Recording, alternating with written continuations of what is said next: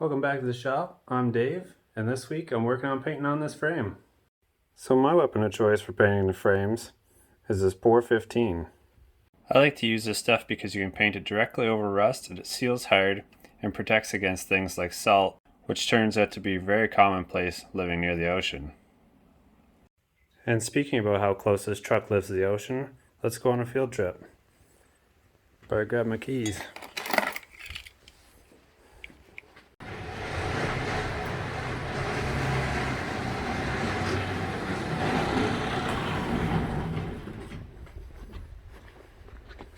Well, hello there.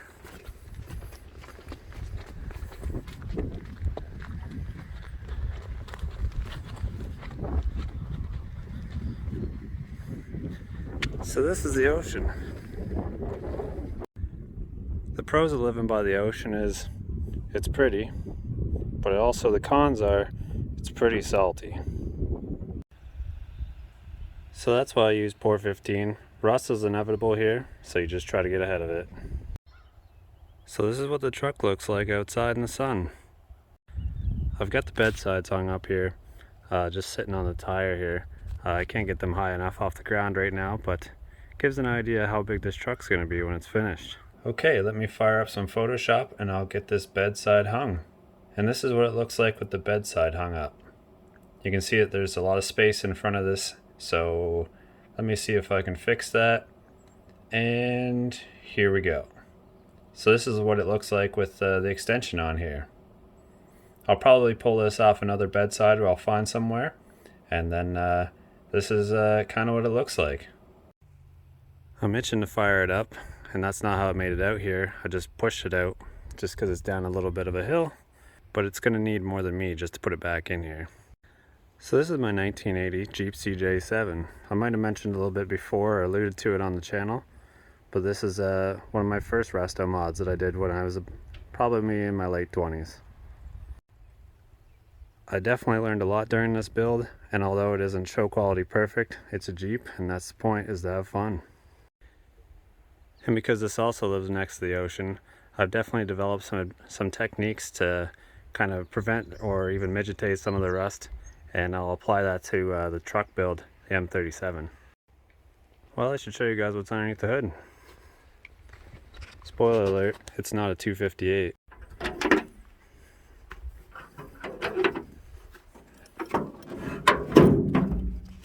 Need a second. So this is a Cummins 4BT. So like I said, it's not showroom quality, but I've definitely drove it all over the country and back. There's three things in life that are certain out here in the Maritimes. You got death, taxes, and rust. This 4BT used to be case yellow. It came out of case industrial equipment, likely a backhoe, could be an excavator. It served me well over the years. It sits in front of a NV 4500 HD out of a second gen Dodge, and that sits in front of a Dana 300 that I've had modified to accept the output shaft.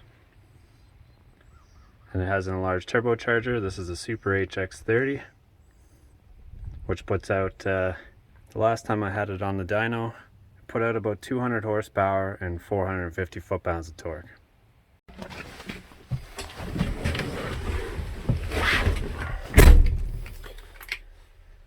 So let's push this Dodge in.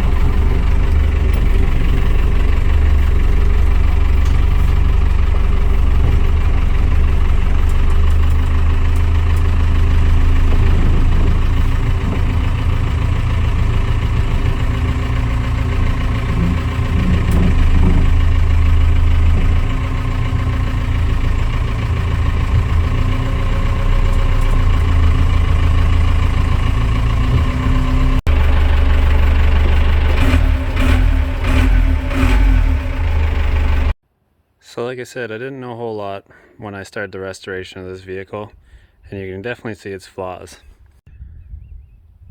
All I had was about a box of tools and a hammer, and just got her done. It is starting to show its age again, so probably after this military truck's built, I bet that this thing will probably go back in the garage and get freshened up. With big lights and big fenders, that's what I'm all about. So now that I've got the frame back in here in the shop, I'm going to strip this all down and then get it ready for paint. I'm only going to paint the frame rails here. I'm going to leave this rear axle alone because I'm going to have to take this out in its entirety. I'm going to have to take the 355 gears out of the LSD, and I'm going to have to change them to 410s to account for the larger 37-inch tires. And then from there, I'll paint the whole axle and then do a brake job, run new brake lines, new emergency brake cables, and new shocks. And an exhaust. Most of those things won't be a this week issue. It'll probably be in a couple weeks because I'm still waiting on parts, as per usual. But we'll see how far I get. Okay, story time's over. Let's get some work done.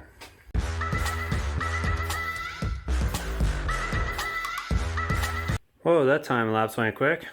I was messing with the settings and I didn't change them back, and well, I guess you get 4 seconds of time lapse. So right off the bat, looks like I gotta rebuild this rear shock mount up. It's looking a little scabby, so I'll clean that up and rebuild that. Looking like it might have rotted through here where water sat on top of it. And looks like this is where the old brake lines came through forever ago, and whatever's left of that. I think with all that being said, she'll turn out fine. Alright, so I've done a round of wire wheeling to get this frame ready for paint. And I come across a couple of setbacks. You can probably tell by how this shock looks. The bolt didn't come out. It seized permanently to the bushing inside here, and it's not worth the effort to extricate. Also, you can see that this mount where it attaches to the frame is a little worse for wear, and the exhaust hanger looks a little rough too. So I'm going to go ahead and rebuild this front one too. I thought about saving some of it, but I'm just going to keep this all together in one piece and then rebuild a new one, using this one as a template. Alright, let's get after it.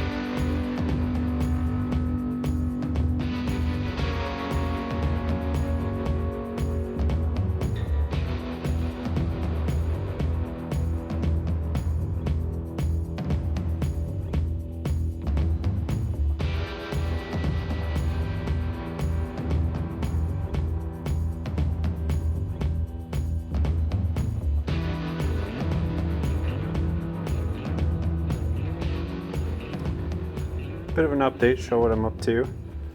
So I've been building out this thing. I took a bunch of measurements off this support here and wrote them down for the rough stock of what I need, and then crossed them off as I cut them out. And once I had the rough pieces cut out, then I transferred them to these cardboard templates.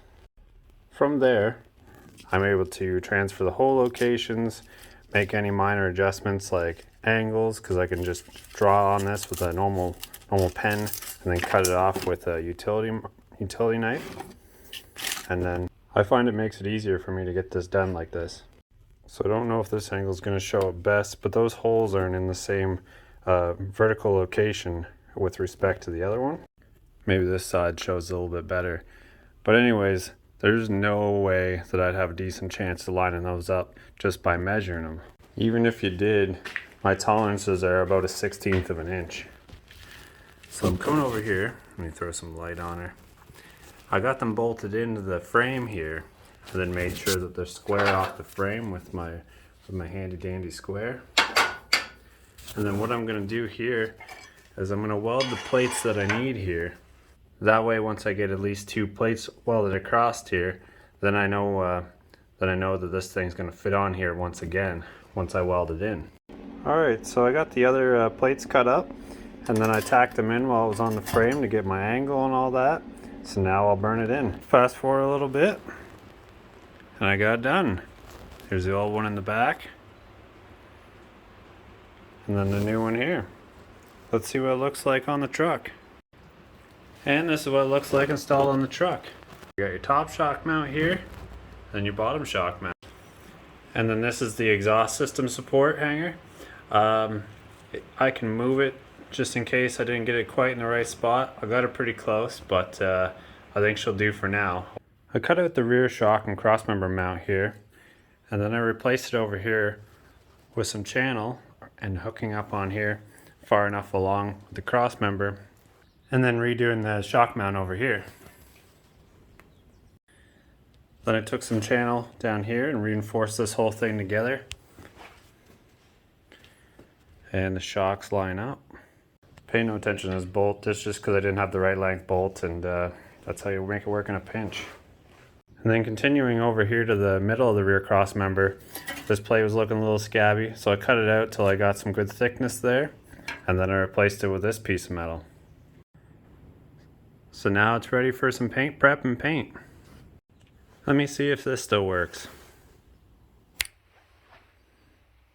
Alright, still got it.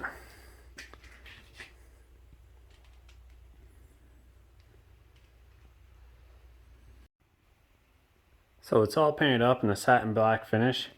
It's gonna take another day or two to fully cure, but I think it looks okay. My shock mount's finished up quite nicely. And I got the bolts in there, and this one also.